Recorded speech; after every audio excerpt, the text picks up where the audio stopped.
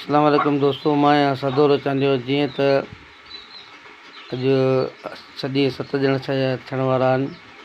त ॿियो ॾींहुं राति जो 1 बजे पुलिस छॾियो ऐं हिते मूंखे घर अगवा करे पुलिस धाड़ेलनि वांगुरु खणी वई ऐं न चुम FIR न छा न को हद जो थाणो मई मकोल उनखे इतला हुयो।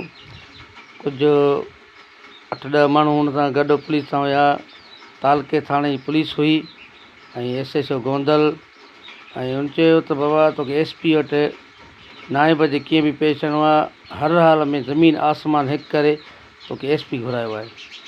मां चयो बाबा मुंहिंजे लाइ कहिड़ो सबूत आहे, छा आहे NC आहे या छा, चयो उते हली ॿुधाईंदासीं। इन दौरान मौलाई मुर्तज़ा उहो उनखे बि पटे खयूं, पोइ थोरो अॻिते हली उनखे लाथऊं।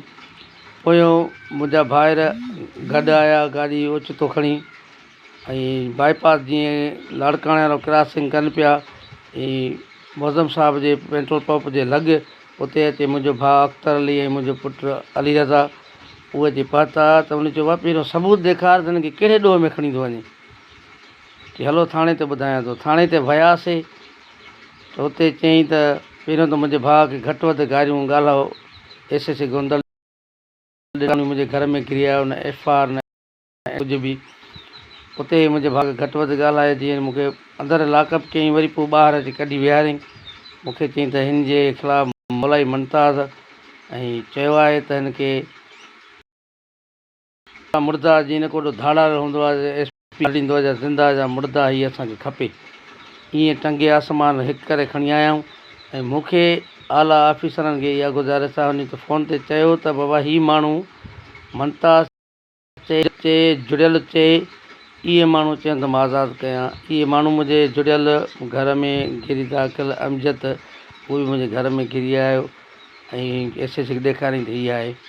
ऐं पुलिस खां एतिरो असांखे भउ थी रहियो आहे त को धाड़ेल जे हुजनि, अॼुकल्ह धाड़ेलनि खां घटि थो थिए, असांखे पुलिस खां भउ थी रहियो आहे। अॼु जेके ऑफिसर आहिनि, DIG लाड़काणो आहे सरफराज़, ऐं उनखे अर्ज़ु आहे त बाबा मां हिकिड़ो शरीफ़ माण्हू आहियां, हीअ मूंखे कहिड़े हिसाब में कंहिं मारणु था चाहिनि। तव्हांखे अपील आहे त मुंहिंजो इंसाफ़ु कयो वञे। हीअ हद मई मकोल थाणे खे न इतला कयो वञे। SHO चयसि त बाबा हीअ कहिड़े हिसाब सां वठी थो वञे, त वरी उन सां बि ॾंद ॾिनई। SHO बाबा मई मकोल थाणे में हद ई न आहे, न NC आहे न FIR आहे, ऐं ईअं माण्हू वठी वियो आहे मुंहिंजे हद में। DSP खे इतला कयईं। उन खां पोइ मूंखे 2 ॾींहं रहियो। राति जो मूंखे छॾे 1 बजे ऐं मुंहिंजा में मोबाइल हुई मुंहिंजी ऐं कुझु पैसा हुया 20,000 रुपया, उहे कढी करे ऐं मूंखे हथु कढियईं त वञ हाणे। सिर्फ़ु सॼो मौलाई मुमताज़ करे रहियो आहे उन चवण ते। ऐं उन खे मूं कई चकर चयो, मुंहिंजो मसइलो हिकिड़ो हुयो, फ़ैसिलो हुयो 420 कयऊं। उन मसइले लाइ मां उनखे सरदार बुरहान खान खां बि ख़त पिया लिखाया त ॿिन्ही में कोन आयो, न को फ़ैसिले में आयो। हिन मूंखे अगवा करण जी कोशिशि कई पई, मुंहिंजी हयाती बचाइणी, हाफ फ्राई फुल फ्राई करणु। मूंखे आला ऑफिसरनि खां इहो अर्ज़ु आहे त मुंहिंजो इंसाफ़ु कयो वञे। मां हिकु शहरी माण्हू आहियां ऐं धाड़ेलनि खां घटि भउ थो थिए जेको माना पुलिस खां थिए थो, जो खणी खंबे ऐं हाफ फ्राई फुल फ्राई करे वञे थी। जेके बि आला ऑफिसर आहिनि, मूंखे इहो अर्ज़ु आहे त बाबा मुंहिंजो इंसाफ़ु कयो वञे। हीअ पुलिस ते कानूनी कार्रवाई कई वञे त बाबा जांच कई वञे त बाबा हीअ कहिड़े हिसाब जो माण्हू आहे, हिन ते ॾोह आहे, को साबित आहे, महिरबानी थींदी।